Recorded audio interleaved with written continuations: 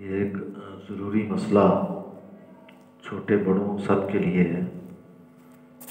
جو ہمارے بڑے ہوتے ہیں اور ان کے اندر پھر میل کچیل بھی پھنس جاتی ہے، تو کیا ایسے وضو کرنے سے ہمارا وضو ہو جاتا ہے کہ اس طرح وضو نہیں ہوتا؟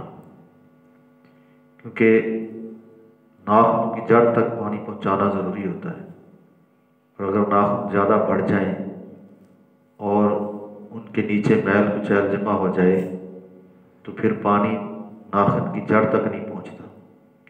ناخن کی جڑ وہ ہے جو یہ گوشت کے ساتھ اندر ملی ہوئی ہے، تو آپ سوچ سکتے ہیں جب ناخن بڑا ہو اور اس کے آگے میل آ جائے تو وہاں پر پانی کیسے پہنچے گا؟